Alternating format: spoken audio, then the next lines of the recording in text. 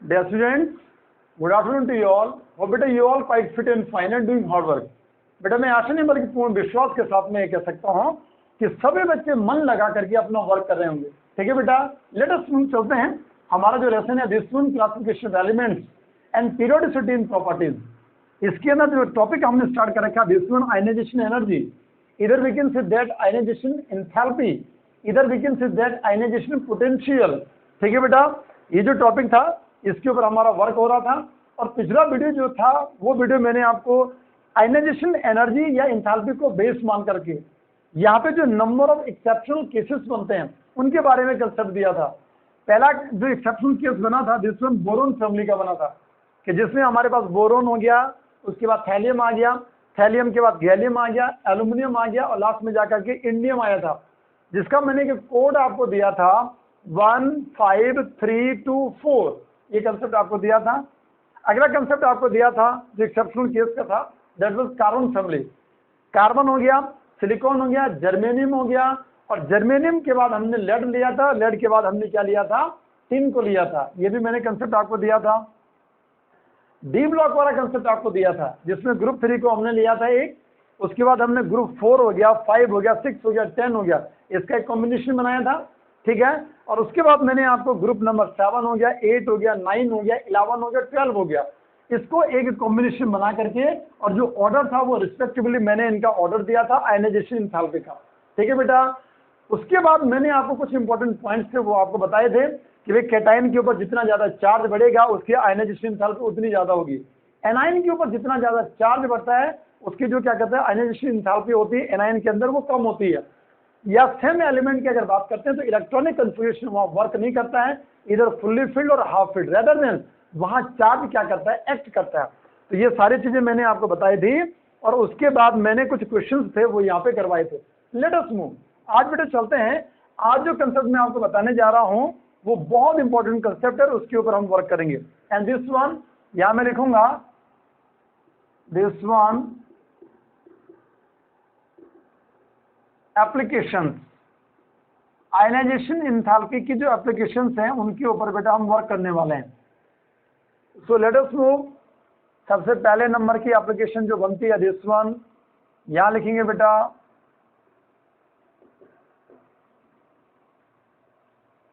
Basic nature या यहां लिखेंगे बेटा मेटालिक कैरेक्टर या यहां लिखेंगे बेटा दिस वन इलेक्ट्रोपॉजिटिव नेचर हो गया, या यहां लिखेंगे this one oxidising tendency of elements. ये बेटा हमारे पास जो पहले नंबर की एप्लीकेशन है दिस वन फर्स्ट वन। ध्यान से सुनेंगे यहाँ क्या बोला गया। हम कंसेप्ट क्या पढ़ रहे हैं, हम पढ़ रहे हैं बेटा the first one this one basic nature, हम पढ़ रहे हैं मेटालिक कैरेक्टर, हम पढ़ रहे हैं electropositive nature, oxidising tendency the tendency of an element, एक एलिमेंट की वो टेंडेंसी जिसमें वो इलेक्ट्रॉन को लॉस कर रहा है, ऑक्सीडाइज होने की टेंडेंसी। ठीक है बेटा, ये सारे कैरेक्टर्स हैं। अगर हम इनको आयनाइजेशन एंथैल्पी के साथ में रिलेट करें बेटा तो ध्यान देंगे बेटा इन सभी को कैसे करके रिलेट करते हैं। यहां मैं लिखता हूं like this one basic nature, next one this one metallic character, third one this one electro positive nature, fourth one जो पॉइंट आया दिस वन ऑक्सीडाइजिंग टेंडेंसी। जितनी भी सारी ये प्रॉपर्टी है ये जो है यूनिवर्सली होती है this one ionization energy of the element. बहुत इंपॉर्टेंट कंसेप्ट मैं आपको बता रहा हूं और सभी बच्चों को ध्यान रखना है क्या बोला जा रहा है। ठीक है बेटा, this one very very most important term. क्या बोला गया कि हमारे पास कोई एलिमेंट है बेटा, उस एलिमेंट की आयनाइजेशन जो एनर्जी है, आयनाइजेशन जो एंथैल्पी है और जो बेसिक नेचर है, मेटालिक कैरेक्टर है, इलेक्ट्रोपॉजिटिव नेचर है, या ऑक्सीडाइज होने की जो टेंडेंसी है किसी एलिमेंट की, वो एक दूसरे के ये क्या बन रही है, इनवर्सली बन रही है। मतलब क्या हुआ, अगर हम ये बोलेंगे कि भाई अगर आयनाइजेशन एंथैल्पी जो है अगर वो बढ़ेगी, अगर ये बढ़ती है, इंक्रीज होती है, तो इतने सारे जितने भी कैरेक्टर्स मैंने यहाँ लिखे हैं, जस्ट फ्रॉम हियर टू यहाँ से लेकर के यहाँ तक जितने भी सारे ये कैरेक्टर्स है, अगर ये बढ़ जाएगा तो ये कैरेक्टर्स क्या हो जाएंगे बेटा, कम होंगे। जैसे मान लो हमारे पास कोई मेटल है, मेटालिक कैरेक्टर की मैं बात कर रहा हूँ, तो जो मेटल है उस मेटल का जो ऑक्साइड बनेगा, मान लो बेसिक नेचर की बात करते हैं, तो मेटल का जो ऑक्साइड बनेगा उस ऑक्साइड की अगर मैं बात करता हूँ, बेसिक नेचर का कंसेप्ट है, ठीक है बेटा, तो उसमें क्या होगा कि अगर आयनाइजेशन एंथैल्पी अगर बढ़ती है तो बेसिक कैरेक्टर क्या होगा, कम होगा, या मेटालिक कैरेक्टर क्या होगा, अगर ये बढ़ेगा तो मेटालिक कैरेक्टर क्या होगा, कम होगा, या इलेक्ट्रोपॉजिटिव नेचर कम होगा, या ऑक्सीडाइज होने की या ऑक्सीडाइजिंग जो टेंडेंसी है वो क्या होगी, कम होगी। कैसे करके बेटा, थोड़ा ध्यान से सुनो, कि जैसे मान लो मैं किसी पीरियड की बात करता हूं, ध्यान से सुनेंगे यहाँ, I am saying about the concept this one period. अच्छा, पीरियड में हम क्या लिखते हैं कि when we are moving from left to right in a particular period, जब किसी पीरियड में हम लेफ्ट टू राइट मूव करते हैं तो क्या चेंज होगा। भाई आपको ध्यान होना चाहिए, लेफ्ट टू राइट अगर मूव करेंगे, सभी बच्चों ने पढ़ा है, क्या पढ़ा हमने, इफेक्टिव न्यूक्लियर चार्ज बढ़ता है, ये तो सभी बच्चों को पहले से पता है। यहाँ इंपॉर्टेंट कंसेप्ट क्या आया कि जो आयनाइजेशन एनर्जी होती है, अगर इफेक्टिव न्यूक्लियर चार्ज बढ़ेगा तो आयनाइजेशन एनर्जी भी बढ़ेगी, और आयनाइजेशन एनर्जी अगर बढ़ेगी तो उस कंडीशन में जो बेसिक नेचर है बेटा, ठीक है, वो कम हो जाएगा, या जो मेटालिक कैरेक्टर है बेटा वो भी क्या होगा, कम होगा, इलेक्ट्रो पॉजिटिव नेचर की अगर मैं बात करता हूं वो कम हो जाएगा, ऑक्सीडाइज होने की टेंडेंसी वो कम हो जाएगी। ये चीज आपको ध्यान रखना है, and this one the most important and very very important term. अगर आपको ये समझ में आया तो बहुत सारे ऐसे क्वेश्चंस होंगे बेटा जिनको आप इजिली सॉल्व कर सकते हैं। इसका मीनिंग क्या है, हाउ टू एक्सप्लेन, कि जैसे मान लो हम क्या करते हैं, किसी पीरियड की मैं बात कर रहा हूं, अगर मान लो हम पीरियड में मूव करते हैं, यहां बेटा मैंने लिया लाइक दिस वन, ये आया बेटा हमारे पास एस ब्लॉक, सबसे किनारे एक्सट्रीम लेफ्ट जिसे बोलते हैं, फिर यहां आ गया बेटा डी ब्लॉक, और इधर आ गया बेटा हमारे पास पी ब्लॉक। इतना याद रखेंगे बेटा, अगर आपको याद होगा तो एस ब्लॉक के अंदर क्या होते हैं, मेटल्स, सॉफ्ट मेटल्स होते हैं, डी ब्लॉक के अंदर भी क्या होते हैं, मेटल्स होते हैं, लेकिन हम बोलते हैं हार्ड मेटल, ठीक है बेटा। और अगर हम पी ब्लॉक की अगर बात करते हैं तो पी ब्लॉक के अंदर क्या क्या आते हैं, इसके अंदर मेटल्स भी आते हैं, इसके अंदर मेटालॉइड्स भी आते हैं बेटा, और इसके अंदर नॉन मेटल्स भी आते हैं। ध्यान रखना बेटा, ये सारी चीजें आप सभी बच्चों को पता है। अगर मान लो ग्रुप नंबर 1 की मैं बात करता हूं, 1 और ये 2 आ गया बेटा, और यहां अगर आप ध्यान देंगे ग्रुप नंबर 13 से लेकर के और ग्रुप नंबर 18, अगर हम इनकी बात करते हैं, इनमें से अगर मान लो मैं 17 ग्रुप की अगर मैं बात करता हूं, मान लो 16 ग्रुप की बात कर रहा हूं, तो आप देखेंगे कि इनके अंदर जो नॉन मेटालिक कैरेक्टर होता है, वो नॉन मेटालिक कैरेक्टर क्या हो रहा है, बढ़ रहा है। अच्छा ध्यान देंगे, अब अगर लेफ्ट टू राइट आप मूव कर रहे हैं, मान लो हमने क्या बोला, इधर से हमने मूव किया, लिथियम हो गया, बेरिलियम हो गया, बोरोन हो गया, कार्बन हो गया, नाइट्रोजन हो गया, ऑक्सीजन हो गया, फ्लोरीन हो गया, नियोन हो गया, lithium, beryllium, boron, carbon, nitrogen, oxygen, fluorine, neon. अगर आप ये देखें तो ये अपने आप में, इधर की अगर मैं बात करता हूं तो यहां हमारे पास S1 और S2 ब्लॉक के जो एलिमेंट्स हैं ये सॉफ्ट मेटल्स आ गए। इधर हमारे पास जो बोरोन है इसके अंदर हम इसको जो मेटलॉइड है उसमें भी इंक्लूड करते हैं बेटा, ये आ गया। यहाँ से कार्बन नॉन मेटल में आ गया, इधर आ गया नॉन मेटल, नॉन मेटल, यहाँ नॉन मेटल कैरेक्टर बढ़ता जा रहा है। तो हम क्या बोलेंगे, देखो इस कंसेप्ट को समझो आप, लेफ्ट टू राइट अगर आप मूव करते हैं तो लेफ्ट टू राइट मूव करते हुए क्या होगा कि हमारे पास इधर वाले नॉन मेटल आ गए, मतलब यहाँ पे क्या हो रहा है, आयनाइजेशन एनर्जी बढ़ रही है। तो आयनाइजेशन एनर्जी अगर बढ़ेगी लेफ्ट टू राइट मूव करते हुए किसी पर्टिकुलर पीरियड में, तो बेसिक नेचर, जो बेसिक कैरेक्टर है दिस वन, या जो मेटालिक कैरेक्टर, सबसे पहले तो इसे समझो आप कि जो मेटालिक कैरेक्टर है वो मेटालिक कैरेक्टर क्या होगा, कम होगा। क्यों भाई, क्योंकि जो फ्लोरीन है वो मेटालिक नहीं है, वो नॉन मेटालिक है। तो लेफ्ट टू राइट मूव करते हुए हमने क्या बोला, अगर बीच के एलिमेंट की अगर बात करते हैं तो ये डी ब्लॉक के क्या मेटल्स हैं, ये अपने आप में मेटल, ये भी मेटल, उधर जाते हुए क्या हो गया नॉन मेटालिक, मतलब मेटालिक कैरेक्टर वहां कम हो गया।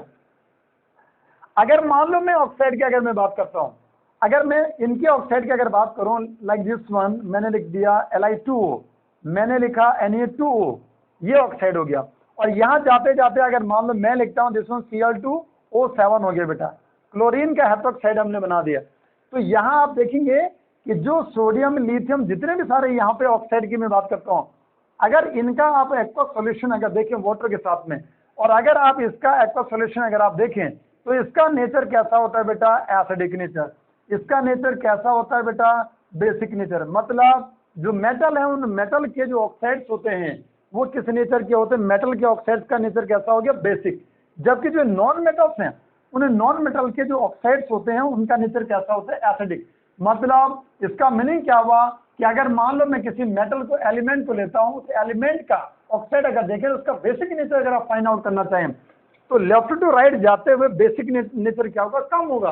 क्यों भाई, क्योंकि इधर वाले एक्सट्रीम लेफ्ट वाले क्या है, बेसिक ऑक्साइड को फॉर्म करेंगे, उनके ऑक्साइड बेसिक नेचर के होंगे, और यहाँ आगे मूव करते हुए कैसे बनेंगे, acidic. That's why basic nature कम हो गया, मेटालिक कैरेक्टर कम हो गया। इलेक्ट्रोपॉजिटिव नेचर अगर आप देखेंगे, अगर मैं फ्लोरीन, क्लोरीन, ब्रोमीन अगर इनकी मैं बात करता हूँ, ये ऑक्सीजन, सल्फर की मैं बात करता हूँ, they have tendency to gain electron rather than to loss electron. इनके अंदर, नॉन मेटल के अंदर इलेक्ट्रॉन को गेन करने की टेंडेंसी होती है, ना कि वो इलेक्ट्रॉन को लॉस करते हैं। ठीक है बेटा, तो इलेक्ट्रोपॉजिटिव नहीं होंगे ये वाले, तो कैसे हो जाएंगे, इलेक्ट्रोनेगेटिव होंगे। जबकि जो हमारे पास S1 और S2 जो ब्लॉक के एलिमेंट्स हैं, ये S ब्लॉक के जो एलिमेंट्स हैं उनका नेचर कैसा बनेगा बेटा, वो अपने आप में इलेक्ट्रोपॉजिटिव होंगे। सोडियम बहुत इजीली, बहुत जल्दी इलेक्ट्रॉन को लॉस करता है, सीजियम बहुत जल्दी इलेक्ट्रॉन को लॉस करता है। And oxidising tendency, oxidising tendency का मीनिंग क्या है, the tendency of an element to loss electron. Oxidise होना, इलेक्ट्रॉन को लॉस करना, तो इलेक्ट्रॉन को लॉस करने की टेंडेंसी, क्योंकि नॉन मेटल तो इलेक्ट्रॉन को गेन करता है, ठीक है बेटा, तो वो ऑक्सीडाइज नहीं होगा, रेदर देन यहाँ ऑक्सीडाइजिंग टेंडेंसी ज्यादा होती है। लिथियम हो गया, sodium, potassium, rubidium, caesium. Caesium के अंदर जैसे मैंने बोला था, ये जो एलिमेंट्स हैं, दीज आर, ये एलिमेंट्स एक्सट्रीम लेफ्ट में रहते हैं, इसलिए इनके अंदर जो ऑक्सीडाइज होने की टेंडेंसी होती है वो ज्यादा होती है। यहाँ जाते जाते ऑक्सीडाइज होने की टेंडेंसी क्या हो जाएगी, कम हो जाएगी। रेदर देन हम ये बोलेंगे कि रिड्यूस होने की टेंडेंसी क्या होगी, बढ़ेगी। ठीक है बेटा, तो आशा करता हूँ ये टॉपिक आपको बहुत क्लियरली क्या है, आपकी समझ में आ गया। नोट करो आप इसे।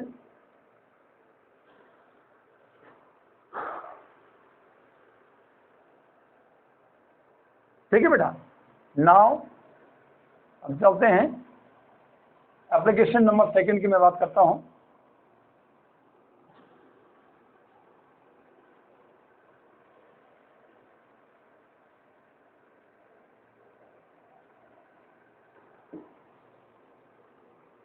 एप्लीकेशन नंबर 2 जो बनेगी बेटा, ये भी इसी से रिलेटेड कंसेप्ट है बेटा, और वो मैं लिख दूंगा this one.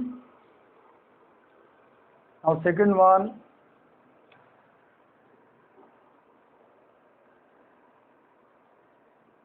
Basic strength of oxide, ध्यान देंगे, बहुत इंपॉर्टेंट है। The second one, basic strength of oxide. इसमें क्या चीज है बेटा, जो बेसिक स्ट्रेंथ होती है ऑक्साइड की, उसे हम लिखेंगे inversely proportional to the ionization energy of the element. जिस एलिमेंट का वो ऑक्साइड बना उसकी आयनाइजेशन एनर्जी या इंथैल्पी के क्या बनेगा, इनवर्सली बनेगा।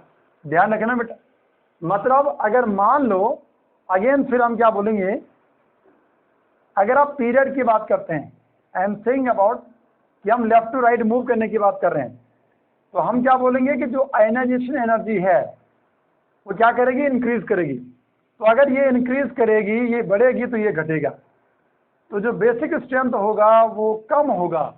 लेकिन याद रखेंगे यहाँ पे हम क्या लिखेंगे, बेसिक स्ट्रेंथ अगर घट रहा है तो एसिडिक स्ट्रेंथ जो होती है बेटा वो इंक्रीज करती है। इतना आपको ध्यान रखना। This is another one important concept, ये आपको ध्यान रखना है। क्या बोला गया कि भाई अगर आप लेफ्ट टू राइट मूव कर रहे हैं किसी पीरियड में लेफ्ट राइट जब आपने मूव किया, आयनाइजेशन एनर्जी जब बढ़ी, बेसिक स्ट्रेंथ जो होगी वो कम होगी, उस एलिमेंट का जो ऑक्साइड बना उसकी बेसिक स्ट्रेंथ कम होगी, लेकिन उस टाइम पे क्या बोलेंगे हम, जो वो एलिमेंट है या जो एलिमेंट्स आएंगे उनके अंदर एसिडिक स्ट्रेंथ क्या होगी, बढ़ेगी। बेसिक स्ट्रेंथ कम, एसिडिक स्ट्रेंथ क्या होगी, बढ़ेगी। ठीक है बेटा, जैसे मान लो इसका मैं एग्जांपल अगर आपको दूं तो इसमें हम ऐसा करते हैं, जैसे लिथियम हो गया, यहाँ से स्टार्ट करते हैं। लिथियम हो गया, या लिथियम के बाद बेरिलियम हो गया, बोरोन हो गया, कार्बन हो गया और नाइट्रोजन हो गया। जैसे इसका ऑक्साइड बनाता हूं बेटा Li2O, बेरिलियम ऑक्साइड BeO, यहां बनेगा B2O3, यहां बना लेते हैं CO2, यहां बनाते हैं N2O5। ठीक है बेटा, क्या बनाया हमने, जिसमें N2O5 ऐसे करके आपने इसे ड्रॉ कर दिया। अब ध्यान देंगे कंसेप्ट को समझो आप। अगर आप यहां से लेकर के लिथियम की अगर बात करें तो इसका एटॉमिक नंबर 3 हो गया, ये 4 हो गया, ये 5 हो गया, ये 6 हो गया और ये 7 हो गया। ये हमारे पास पीरियड नंबर 2 के एलिमेंट्स हैं और उनके ऑक्साइड्स हैं बेटा। अब हम कंसेप्ट क्या पढ़ रहे हैं कि लेफ्ट टू राइट अगर आप मूव करते हैं, लेफ्ट टू राइट मूव करेंगे, इसका मतलब क्या हुआ, आयनाइजेशन एनर्जी क्या करेगी बेटा, आयनाइजेशन एनर्जी किसी उस एलिमेंट की क्या करेगी, बढ़ेगी। ठीक है बेटा, लेफ्ट टू राइट मूव करते हुए फिर क्या होगा, जो बेसिक स्ट्रेंथ है, जो बेसिक स्ट्रेंथ है वो डिक्रीज करेगी। ठीक है, लेकिन साथ में क्या लिखेंगे बेटा, दिस वन एसिडिक स्ट्रेंथ की अगर मैं बात करूं तो वो क्या करेगी, इंक्रीज करेगी। ध्यान देंगे क्या चीज यहां पे हो रहा है कि अगर यहां से यहां मूव करेंगे तो एसिडिक कैरेक्टर बढ़ेगा और बेसिक कैरेक्टर कम होगा। इसलिए एक्सट्रीम लेफ्ट अगर मैं लिथियम के ऑक्साइड की अगर बात करता हूं तो इसका जो नेचर बनता है दिस वन, ये अपने आप में कैसा होता है बेटा, ये बन जाता है बेटा, ये बेसिक नेचर का है। बेरिलियम ऑक्साइड की अगर मैं बात करता हूं तो अगर आपको याद होगा मैंने आपको एक कंसेप्ट दिया था और वो कंसेप्ट था बेटा हमारे पास कि भाई अगर एम्फोटेरिक ऑक्साइड को अगर आपको याद करना है तो उसको याद करने का एक तरीका मैंने आपको दिया था। अगर किसी बच्चे को याद है तो भली बात है, याद नहीं है तो मैं दोबारा आपको याद दिलवाता हूं। और वो मैंने आपको लिखवाया था, दैट वाज बेसन गाल जीभ पर, मतलब बेसन बेरिलियम SN GaAl Zn और Pb, ये ऐसे करके मैंने आपको बताया था कि जितने सारे ये एलिमेंट्स यहाँ पे ड्रॉ कर रखे हैं बेटा, इनके ऑक्साइड, जैसे मान लो यहाँ से आपने बना दिया BeO, यहाँ से आप बनाते हैं SNO SNO2, यहाँ से बनाते हैं Ga2O3, यहाँ से बनाते हैं Al2O3, यहाँ से बनाया ZnO, यहाँ से बना दिया PbO, बनाया PbO2 बनाया। जितने भी सारे ये ऑक्साइड्स बेटा मैंने यहाँ पे लिखे हैं ये सभी के सभी अपने आप में, दिस वन बेरिलियम ऑक्साइड हो गया, टिन का ऑक्साइड हो गया, गैलियम हो गया, एल्यूमिनियम हो गया, जिंक हो गया, लेड हो गया, जितने भी सारे ये ऑक्साइड्स हैं दीज ऑल आर, इनको क्या बोला जाता है, इन्हें बोला जाता है दीज आर एम्फोटेरिक ऑक्साइड्स।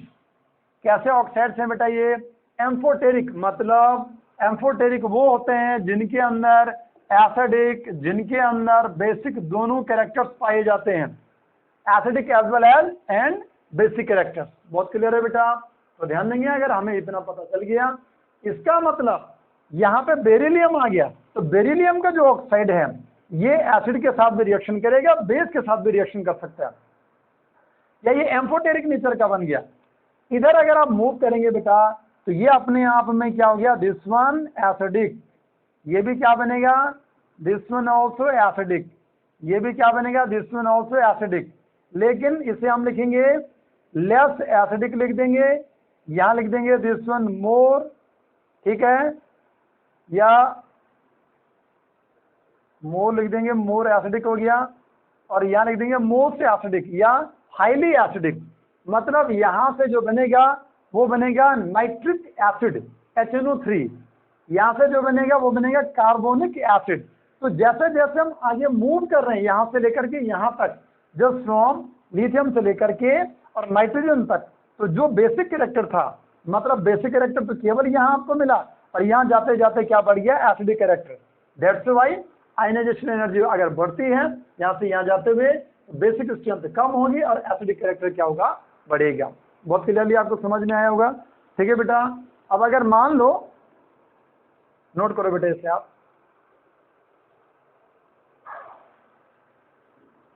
अगर एक दूसरा एग्जांपल अगर मैं यहाँ पे लिखूं, तो हमारे पास एग्जांपल नंबर 2 इसका आता है। जैसे मान लो हमने क्या किया, सोडियम को लिया, ठीक है बेटा, सोडियम ऑक्साइड ग्रुप में, पीरियड नंबर 3 की मैं बात करता हूँ। तो सोडियम के बाद यहाँ आगे मूव करेंगे लाइक दिस वन, मैग्नीशियम हो गया, मैग्नीशियम से आगे मूव करेंगे Al2O3 हो गया, फिर लिख देंगे बेटा SiO2 हो गया, फिर लिखेंगे दिस वन P2O5 हो गया, फिर लिख देंगे SO3 हो गया, और फिर लिख देंगे Cl2O7। तो ध्यान देंगे बेटा, कंसेप्ट क्या चीज है, फिर वही कंसेप्ट आ गया। यहाँ से लेकर के यहाँ तक आप मूव करो, तो मूव करेंगे तो एसिडिक कैरेक्टर बढ़ेगा। मतलब आपने क्या लिखा, बेसिक स्ट्रेंथ क्या बोली आपने, डिक्रीज। आपने क्या बोला, एंड एसिडिक जो स्ट्रेंथ थी वो क्या होगी, इंक्रीज हो रही है, डिक्रीज हो रही है, वो इंक्रीज हो रही है। हम क्या बोल रहे हैं, लेफ्ट टू राइट जाते हुए आयनाइजेशन एनर्जी क्या हो रही है, बढ़ रही है। तो ध्यान देंगे बेटा कि यहाँ हमारे पास जो क्लोरीन Cl2 हेप्टोक्साइड है, इससे जो कैरेक्टर बनेगा एसिडिक या एसिड का फॉर्मेशन बनता है बेटा। यहाँ से जैसे पर क्लोरिक एसिड बनता है HClO4 बनता है, यहाँ से क्या बन गया, दिस वन इज H2SO4 बन गया, वाटर के साथ रिएक्शन करवाओ, या यहाँ से फॉस्फोरिक एसिड बनाओ। कहने का मतलब क्या हुआ बेटा कि यहाँ से अगर आप इधर मूव कर रहे हैं तो एसिडिक कैरेक्टर बढ़ रहा है। अगर आप सोडियम ऑक्साइड हो गया और मैग्नीशियम ऑक्साइड की अगर बात करें, तो इन दोनों के अंदर जो कैरेक्टर होता है बेटा, इन दोनों के अंदर बेसिक कैरेक्टर। लेकिन अभी मैंने आपको बताया कि एम्फोटेरिक ऑक्साइड की अगर बात करें तो एल्यूमिनियम, जिस बच्चे को ये तरीका याद है इमीडिएट बोलेगा कि Al2O3 बेटा कैसा है, दिस वन एम्फोटेरिक। अब आपको कोई दिक्कत नहीं होगी, बहुत सारी चीजें हमारे पास जो इनऑर्गेनिक केमिस्ट्री है उसमें आपको याद भी रखनी है। ट्रिक्स मैं आपको बता रहा हूं लेकिन आपको याद भी रखना है। यहाँ इतना जो कैरेक्टर बनेगा यहाँ से लेकर के और यहाँ आगे तक, इन सभी के अंदर जो कैरेक्टर बनेगा कैसा बनेगा बेटा, एसिडिक कैरेक्टर। यहाँ कम होगा, उधर जाते जाते एसिडिक कैरेक्टर क्या बनेगा, ज्यादा बनेगा। तो आशा करता हूँ बेटा ये सारा जो हमारे पास बेसिक स्ट्रेंथ वाला कंसेप्ट है, पीरियड में लेफ्ट टू राइट जाते हुए आपको बहुत क्लियरली समझ में आया होगा। नोट करो बेटा।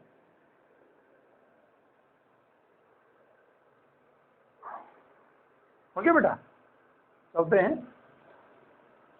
अब अगर मान लो हम ग्रुप की बात करते हैं,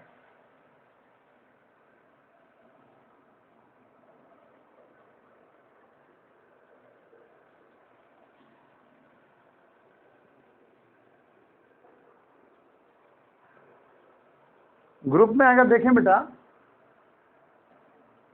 अगर मान लो हम ग्रुप की बात कर रहे हैं, इसका मतलब हम टॉप टू बॉटम जाने की बात कर रहे हैं। अच्छा, टॉप टू बॉटम अगर आप जाते हैं तो आयनाइजेशन एनर्जी क्या होती है, कम होती है। आयनाइजेशन एनर्जी कम होगी तो बेसिक स्ट्रेंथ क्या होगा, बढ़ेगा। ये कंसेप्ट आपको याद रखना है। और बेसिक बढ़ेगा तो एसिडिक घटेगा, है ना। इतना भी आप चाहो तो एसिडिक स्ट्रेंथ क्या लिख देंगे, कम होगा। ये कंसेप्ट भी आप इसमें लिख सकते हैं। यहाँ ध्यान देंगे बेटा, जैसे मान लो मैं यहाँ एक ऑक्साइड को लेता हूँ, like we have sodium. Sodium का ऑक्साइड बेटा मैंने लिया, या सोडियम के बाद अगर मान लो मैं पोटाशियम का ऑक्साइड लेता हूँ, या जैसे मान लो मेरे पास सीजियम का ऑक्साइड हो गया बेटा। ठीक है बेटा, ये तीनों के तीनों जो एलिमेंट्स है हमारे पास, ये जो हमारे पास जो S1 या जिसे मैं S ब्लॉक के एलिमेंट्स की मैं बात कर रहा हूँ, वहां से आया। सोडियम का ऑक्साइड हो गया, पोटाशियम का ऑक्साइड हो गया, सीजियम का ऑक्साइड हो गया। अब हम क्या कर रहे हैं, टॉप टू बॉटम की हम बात कर रहे हैं। ठीक है बेटा, एक ही ग्रुप के एलिमेंट्स हैं, टॉप टू बॉटम मूव करें तो आयनाइजेशन जो एनर्जी है वो क्या होगी, कम होगी, और साथ में जो बेसिक स्ट्रेंथ है वो बढ़ेगा। तो अगर मान लो आप यहाँ से यहाँ मूव कर रहे हैं तो बेसिक स्ट्रेंथ क्या हो रही है, बढ़ रही। मतलब आपने क्या बोला, IE क्या हो रही है, डिक्रीज हो रही है, डिक्रीजेज, ठीक है बेटा। एन आप क्या बोल रहे हैं, दिस वन बेसिक स्ट्रेंथ को क्या बोल रहे हैं, इंक्रीजेज। तो ऑर्डर अगर आप बनाना चाहें बेटा तो Na2 के अंदर सबसे कम बेसिक कैरेक्टर होगा, the order of the basic strength Na2 के अंदर सबसे कम होगा। फिर आपने K2O लिख दिया, फिर आपने क्या किया, सीजियम का ऑक्साइड आपने ले लिया, and this is the order of the basic strength of the oxide. ठीक है बेटा।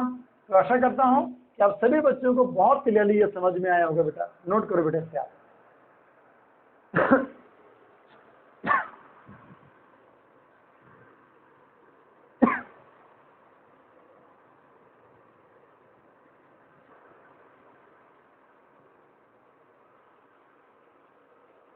ठीक है बेटा।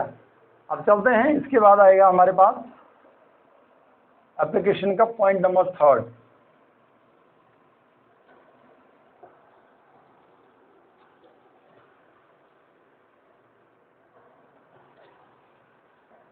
थर्ड नंबर का पॉइंट क्या बोलता है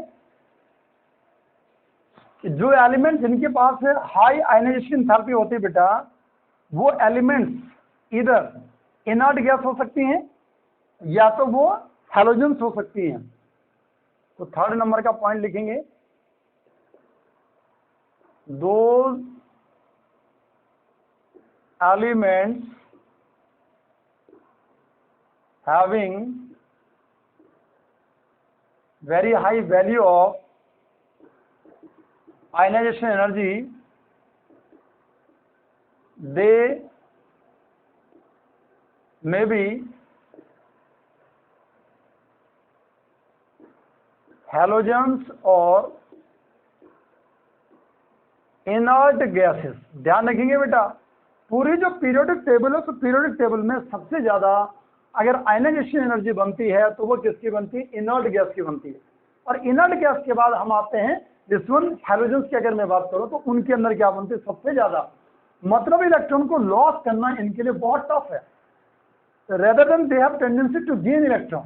इसलिए अगर वो इलेक्ट्रॉन को लॉस नहीं कर सकते हैं तो उनके इलेक्ट्रॉन को लॉस करने के लिए, उनके इलेक्ट्रॉन को रिमूव करने के लिए बहुत ज्यादा एनर्जी देनी पड़ती है। ठीक है बेटा। नाउ अगर फोर्थ वाला पॉइंट मैं आपको लिखूं, हैलोजेंस भी सभी को याद होना चाहिए। यहां अगर लिखना है तो हैलोजेंस में कौन कौन आते हैं, फ्लोरीन, क्लोरीन, ब्रोमीन और आयोडीन। ठीक है बेटा। और इनर्ट गैसेस में helium, neon, argon, krypton, xenon and radon. ये कौन से आए, these are noble gases, inert gases, zero valent element, aerogens. ठीक है बेटा, ध्यान रखेंगे। फोर्थ वाला पॉइंट जो बोलता है, इसके अंदर क्या है, यहां लिखेंगे, इफ वेरी हाई या वेरी लो लिख देंगे, very low ionisation energy, it means highly reactive in the term of loss of electron। ध्यान से सुनेंगे क्या बोला गया। यहां मैंने कंसेप्ट क्या लिखा कि if very low ionisation energy, अगर आयनाइजेशन एनर्जी बहुत कम है, इट मीन्स हाईली रिएक्टिव, वो अपने आप में बहुत ज्यादा रिएक्टिव होगा। लेकिन किस टर्म में बोला जा रहा है, in the term of loss of electron. मतलब मैं यहां सीधे सीधे कंसेप्ट आपको बताने जा रहा हूं। लिथियम हो गया, सोडियम हो गया, पोटाशियम हो गया, रुबिडियम हो गया, सीजियम हो गया, फ्रेंशियम हो गया, ये जो एलिमेंट्स हमारे पास हैं, दे हैव, इनकी जो आयनाइजेशन एनर्जी होती है बेटा, वो क्या होती है, मिनिमम होती है पीरियोडिक टेबल में। सबसे कम, अगर आपको याद होगा, क्योंकि इस एलिमेंट को नहीं हम ले रहे हैं क्योंकि ये रेडियोएक्टिव एलिमेंट है, सीजियम की जो आयनाइजेशन एनर्जी होती है सबसे कम होती है। तो लिस्ट या बिल्कुल कम क्या हो रही है, आयनाइजेशन एनर्जी बन रही है। अगर आयनाइजेशन एनर्जी सबसे कम होगी तो इनके अंदर इलेक्ट्रॉन को लॉस करने की टेंडेंसी सबसे ज्यादा होगी। पीरियोडिक टेबल में एक्सट्रीम लेफ्ट में जो एलिमेंट्स होते हैं उन्हें हम क्या बोलते हैं, एस ब्लॉक के एलिमेंट। और इनमें भी सब टॉप टू बॉटम अगर आप मूव कर रहे हैं, सीजियम तक अगर आप मूव कर रहे हैं, तो इसका साइज और भी बड़ा हो गया। इजिली ये इलेक्ट्रॉन को क्या कर देगा बेटा, लॉस करेगा। दैट्स व्हाई हम क्या बोल रहे हैं कि अगर आयनाइजेशन एनर्जी क्या हो, लो हो, इसका मतलब क्या होगा, उसके अंदर रिएक्टिविटी सबसे क्या होगी, ज्यादा होगी। और रिएक्टिविटी अगर ज्यादा होगी, किस टर्म में मैं बोल रहा हूँ, लॉस ऑफ इलेक्ट्रॉन की मैं बात कर रहा हूँ। ठीक है बेटा, तो आशा करता हूँ कि आपको जितने पॉइंट्स एप्लीकेशन के हैं वो सारे के सारे आपको समझ में आ गए होंगे। नोट करो बेटा।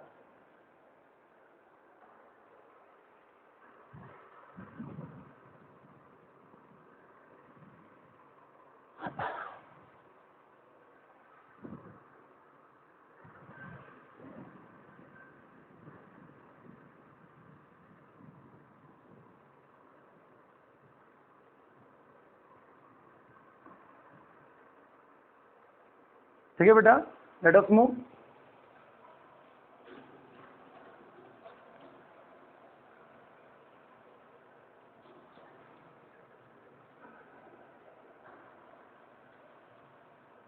अब बेटा हमारे पास क्वेश्चंस बनते हैं और वो मैं स्टार्ट करवा रहा हूँ, ध्यान देंगे आप। क्वेश्चन नंबर फर्स्ट में आपको लिखवा रहा हूँ और लिखेंगे आप। क्वेश्चन नंबर फर्स्ट क्या है, यहाँ लिखेंगे द आयनाइजेशन एनर्जी और potential of lithium is 520 kilo joule per mole. ठीक है, आगे लिखेंगे calculate the amount of energy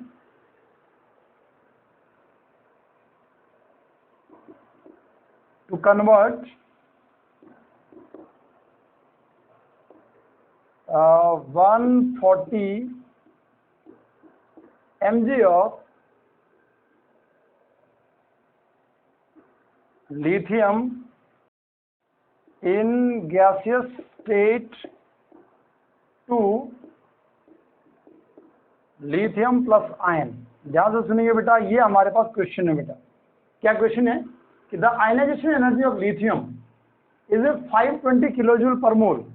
जो लिथियम है उस लिथियम के लिए जो आयनाइजेशन एनर्जी है वो आयनाइजेशन एनर्जी कितनी बन रही है, जिसमें 520 किलो जूल पर मोल की बन रही है। ठीक है बेटा, calculate the amount of energy to convert 140 mg of lithium in gaseous state to lithium plus ion. ये हमारे पास एक क्वेश्चन बन गया बेटा। कैसे करके इस क्वेश्चन को हम सॉल्व करेंगे बेटा, थोड़ा ध्यान देंगे। तो लेट अस मूव। हम क्या करते हैं, पहले इस क्वेश्चन का जो आंसर है उस आंसर को सॉल्व करेंगे। क्या बनेगा बेटा, हमारे पास जो आयनाइजेशन एनर्जी दे रखी है लिथियम के 520 किलोजूल पर मोल दे रखी है, किलोजूल पर मोल, एक मोल की ये एनर्जी दे रखी है। And calculate the amount of energy, ये अमाउंट हमने calculate the amount of energy which is required, ऐसा लिखेंगे, which is required to convert 140 mg of lithium in a gaseous state to lithium plus ion। तो सबसे पहले हम क्या लिखेंगे, आयनाइजेशन एनर्जी ऑफ लिथियम, ये कितनी दे रखी है, 520 किलो जूल पर मोल। ठीक है, इसमें कैमरे पे कुछ चला गया था, थोड़ा डिस्टर्ब हो गया था मैं। ठीक है बेटा, ध्यान देंगे।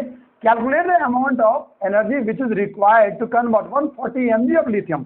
अब हमारे पास जो लिथियम है, मैं यहाँ पर लिखूंगा mass of lithium equal to, ये बना 140 mg बन गया बेटा।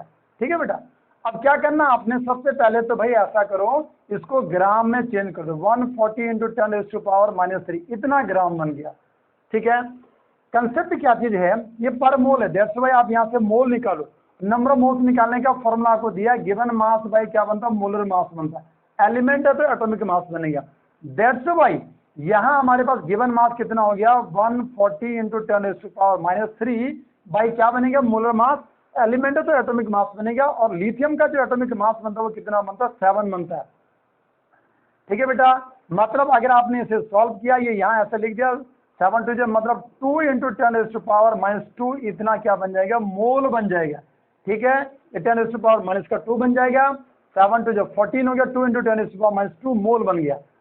इतना हमें समझ में आ गया कि जो 140 ग्राम जो mg जो हमारे पास लिथियम था गैसेस स्टेट में, उसे अगर आपने ग्राम में चेंज किया तो ग्राम में ये वैल्यू बनी, और उससे अगर आपने मोल्स निकाले तो इतने मोल बन गए। अब हमें पता, हमने क्या निकालना है, एनर्जी निकालनी है। तो हमें पता है कि 1 mole of lithium having ionisation energy बराबर 520 किलो जूल पर मोल। एक मोल की मैंने यहाँ लिख दी। डेप्थ से भाई कितने मोल हमारे पास है? 2 × 10⁻⁻2 mole of lithium has ionisation energy बराबर क्या करेंगे? 520 × 2 × 10⁻³ मतलब कितना बनेगा? 10⁻² बन जाएगा। और यहाँ से 2 दूना 4 बन गया, 2 पंजे 10 हो गया। ठीक है बेटा, इतना और 10⁻² इतना क्या बनेगा? दिस 1 किलो जूल, या जो बराबर 10⁻² बन रहा है ना। ठीक है, अरे क्या हो गया? 2, ठीक है, इतना हो गया। तो कितना हो गया हमारे पास? पॉइंट कितने आ रहे हैं? 2 आ रहे हैं। एक जीरो भी तो आएगी यहाँ। हाँ, ये जीरो भी आएगी। कहाँ गलत हो गया? गलत कैसे हो गया? हाँ, ये 2 था, सॉरी, इसलिए गलत हो गया। ठीक है बेटा, ये कितना था? 10⁻²। ये 10⁻² हमने कर दिया। तो इस कंडीशन में क्या होगा? ये जीरो यहाँ पे आ गया, 2 दूना 4 हो गया, 2 पंजे 10 हो गया। कितने पॉइंट आ रहे हैं हमारे पास? 2। डेप्थ वाइज ये बनेगा 104, और यहाँ ले आएंगे तो कितना बनेगा? ये बनेगा दिस 1 इज किलो जूल। ठीक है बेटा, क्योंकि क्वेश्चन पहले सॉल्व कर रखा था, क्या मिस्टेक होगी। तो ये हमारे पास जो वैल्यू बनी, दिस 1 इज आयनाइजेशन एनर्जी। ये क्या बन गई बेटा हमारे पास? आयनाइजेशन एनर्जी बनी। किसके लिए आयनाइजेशन एनर्जी बनी? 140 mg जो लिथियम है उसको लिथियम प्लस आयन के अंदर चेंज करने के लिए। ठीक है बेटा, तो पहले नंबर का क्वेश्चन ये हमारा हो गया। लेट अस मूव, चलते हैं क्वेश्चन नंबर 2 के ऊपर वर्क करेंगे। नोट करो आप पहले से।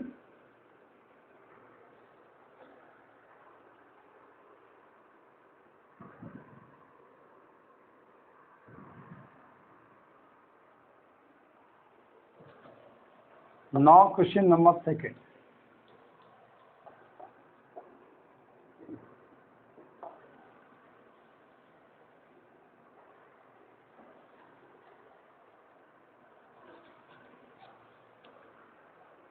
क्वेश्चन नंबर 2 में आपको लिखवा रहा हूँ बेटा। मेरे पास सीरीज ऑफ क्वेश्चंस हैं और वो मैं लिखवा रहा हूँ। यहाँ लिखेंगे नाउ क्वेश्चन नंबर 2, और यहाँ लिखेंगे the first ionisation energy and the second ionisation energy in kilo joule per mole of a new elements designated by P, Q, R and S. ठीक है, are shown below. This one, the first one, यहाँ atom लिख दिया। यहाँ first ionisation energy, second ionisation energy है बेटा P, Q, R and S। 2 3 7 2 5 2 5 1, again 5 2 0 7 3 0 0। ठीक है बेटा, now R this one 900 1760 1680 and 3380। ठीक है बेटा, आगे क्या लिख रहा है कि based on the above information, ठीक है, answer the following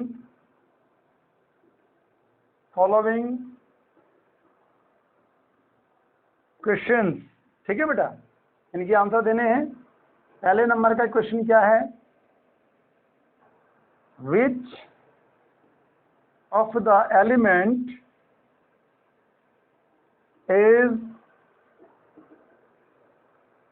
likely to be reactive metal। Option दिए हैं P, B में दिया है Q, C में दिया है R, D में दिया है S। क्वेश्चन नंबर सेकंड क्या है? Which of the elements is likely to be reactive non metal? Which of the element is likely to be reactive non metal? इसके ऑप्शन भी ए पी, ए को P, B Q, C R, D क्या बना? S बन गया। Question number second.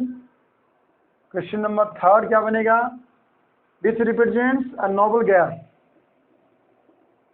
Which represent the noble gas?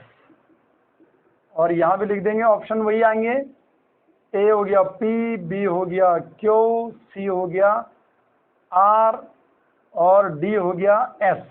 ठीक है बेटा।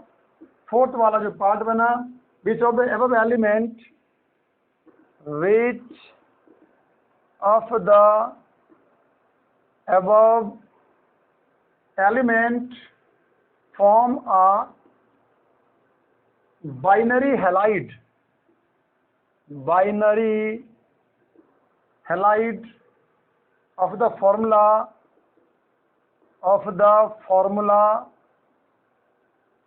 MX2। ठीक है बेटा, ये हमारे पास क्वेश्चन है, ध्यान से सुनो। ये बेटा क्वेश्चन है, कैसे करके इस क्वेश्चन को सॉल्व करना है, ध्यान से सुनेंगे बेटा। क्या चीज है? हाँ, कि हमारे पास एक तो फर्स्ट आयनाइजेशन एनर्जी आपको दे रखी है, एक हमारे पास सेकंड आयनाइजेशन एनर्जी आपको दे रखी है। ठीक है बेटा, और दूसरे हमारे पास जो एटम्स है वो गिवन है। अब इनको बेस मान करके, इस वैल्यूज को बेस मान करके, then you have to find out, इसको बेस मान करके जो क्वेश्चन है उनको आपने सॉल्व करना है। क्या क्वेश्चन बनना है? Which of the element is likely to be reactive metal, कि इनमें से सबसे ज्यादा रिएक्टिव मेटल कौन होगा। अच्छा, मेटल कौन होते हैं? मैंने आपको कंसेप्ट क्या दिया था कि भाई मेटल जो होगा वो एक्सट्रीम लेफ्ट में होगा, और एक्सट्रीम लेफ्ट में जो मेटल होगा उसका साइज क्या बड़ा है, इसलिए बहुत जल्दी वो क्या करेगा? इलेक्ट्रॉन को लॉस करेगा।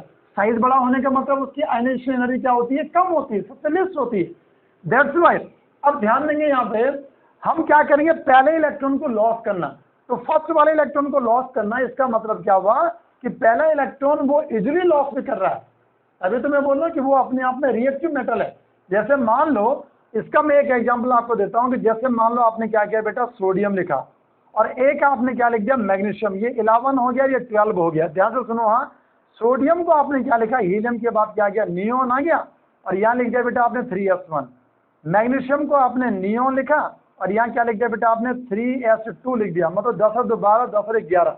ठीक है बेटा, तो आप देखेंगे कि सोडियम 11 में एक इलेक्ट्रॉन है एक्सट्रीम लेफ्ट में, ये s1 का, ये s2 का है। ठीक है बेटा, तो इसके पास एक इलेक्ट्रॉन है, इसके पास 2 इलेक्ट्रॉन है। इस 2 इलेक्ट्रॉन को निकालने के लिए एनर्जी देनी भी पड़ेगी, क्योंकि ये स्टेबल इलेक्ट्रॉनिक कन्फिग्रेशन है। तो एक्सट्रीम लेफ्ट में जो है, जिसकी एनर्जी सबसे कम है, वो आपको फाइंड आउट करना है। फर्स्ट आयनाइजेशन एनर्जी को फाइंड आउट करो पहले। तो देखो भाई आप, 172 है, बहुत ज्यादा है, 520 है, 900 है, 1680। सबसे कम किसकी लग रही है? मेटल है। तो सबसे कम कौन सी आपको दिख रही है बेटा? This one 520। 520 किसकी बन रही है? This one Q. इसलिए क्या लिखेंगे? Which of the element is likely to be reactive metal. Metal है, इजिली इलेक्ट्रॉन को लॉस कर पा रहा है, दैट्स व्हाई वो कौन है? क्यू है। इसलिए हमारा आंसर क्या बनेगा? This one B is the correct answer. ठीक है बेटा। सेकेंड वाला पार्ट क्या है कि which of the element is likely to be reactive non metal. अब नॉन मेटल में मैंने आपको क्या बोला था कि भाई नॉन मेटल में अगर आप चले हैं तो हैलोजेंस की जो एनर्जी है, जैसे मान लो फ्लोरीन हो गया, क्लोरीन हो गया, ब्रोमीन हो गया, आयोडीन, इनकी जो आयनाइजेशन एनर्जी है वो ज्यादा होती है। साथ में इनर्ट गैस की एनर्जी भी क्या होती है? जो आयनाइजेशन एनर्जी वो ज्यादा होती है। अगर हैलोजेंस और इनर्ट गैस को कंपेयर करें तो इनर्ट गैस की पूरे पीरियोडिक टेबल में सबसे ज्यादा आयनाइजेशन एनर्जी होती है। तो भाई सबसे ज्यादा तो कौन आ रहा है यहाँ पे? 2372 हो गया, और 5200 है ना, या 5251, ये वाली वैल्यू है। या अगर यहाँ अगर देखिए आप, इसके केस में अगर देखिए आप, ठीक है, सेकंड की मैं बात नहीं कर रहा हूँ अभी, पहले फर्स्ट वाले को देखना पड़ेगा, क्योंकि पहला इलेक्ट्रॉन लॉस करना एनर्जी अगर बहुत ज्यादा हो रही है, दैट्स व्हाई ये अपने आप में क्या हो सकता है? Inert gas. और इसके बाद जो ज्यादा बनेगी, इसके कम होगी, लेकिन इसके सब में से सबसे ज्यादा ये, और फिर जो ज्यादा बनेगी वो कौन सी बन रही है? 1680।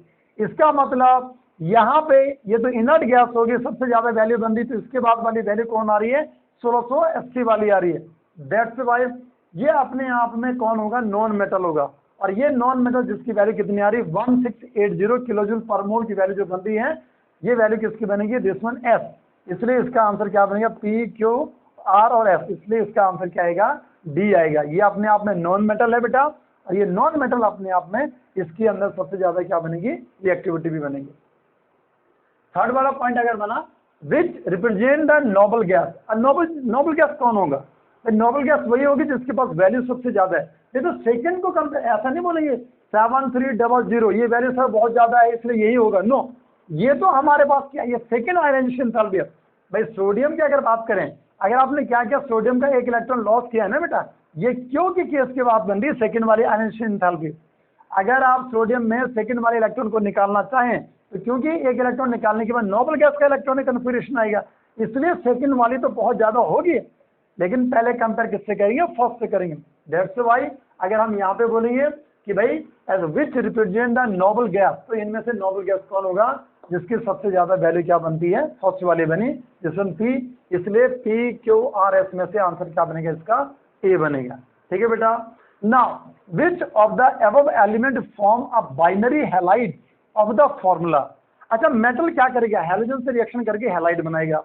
जैसे मान लो सोडियम है, ध्यान से सुनो, हाँ, तो सोडियम ने क्लोरीन के साथ रिएक्शन करके ये मेटल, ये नॉन मेटल NaCl बना दिया। और अगर मान लो मैं मैग्नीशियम को लेता हूँ और यहाँ पे क्लोरीन को लेता हूँ, तो MgCl2 बनाएंगे, क्योंकि मैग्नीशियम के ऊपर कितने का चार्ज है आपको पता है बेटा, कैसे करके कंपाउंड का फॉर्मूला लिखते हैं। ये +2 आ गया, ये कितने का है कि क्लोरीन माइनस का 1 होता है, मतलब ये Mg और ये Cl, ये 2 और ये 1, इससे कंपाउंड क्या बना, MgCl2 बना। अगर ये MgCl2 बना और ये क्या बना, 1:1 का रेशो यहाँ पे बना, इसलिए क्या बना, ये दिस वन NaCl बन गया। इसका मतलब, लेकिन हमें बनाना क्या है, MX2 टाइप, मतलब ऐसे ही बनाना है MgCl2। मुझे एक बात बताओ कि अगर MgCl2 अगर आपको बनाना हो, क्योंकि ये तो बनाना नहीं, ये टाइप तो पूछा ही नहीं गया है, आपको MX2 टाइप बनाना है, तो MgCl2 अगर आपको बनाना है, तो विच of the above element form of binary halide of the formula. ठीक है, तो इतना ध्यान देंगे कि भाई ये सोडियम के जैसा है, किसके जैसा बिहेव कर रहा है, सोडियम, क्योंकि इसकी वैल्यू क्या आ रही है, सबसे कम आ रही है। तो अगर ये सोडियम है तो मैग्नीशियम कौन होगा, ये तो भाई हैलोजेंस बोल दिया आपने, ये आपने क्या बोल दिया, नोबल गैस बोल दिया। तो इसके बाद मैग्नीशियम की अगर बात करें या सेकंड ग्रुप के जो एलिमेंट है अगर उनकी मैं बात करूं, तो वो कौन सा होगा बेटा, दिस वन, ये जो R वाला है वो क्या बनेगा, ये R ही वो होगा जो मिलकर के क्या बनाएगा, MX2 टाइप का हैलाइड बनाएगा। दैट्स व्हाई यहाँ अगर आपको ऑप्शन अगर आपको दिए हैं, तो ऑप्शन यहाँ मैं लिख देता हूँ, पहले छूट गए थे ऑप्शन, फिर यहाँ भी वही आएगा, ABPQR। ठीक है, A हो गया P और B हो गया Q और C हो गया दिस वन R, D हो गया दिस वन S। तो आंसर क्या बना बेटा हमारा, दिस वन R, और R कौन सा आ रहा है बेटा, this one C। That's why इस क्वेश्चन का आंसर क्या बना, दिस वन C। ठीक है बेटा, तो आशा करता हूँ कि आप सभी बच्चों को बहुत क्लियरली ये समझ में आ रहा है। नोट करना बेटा एक,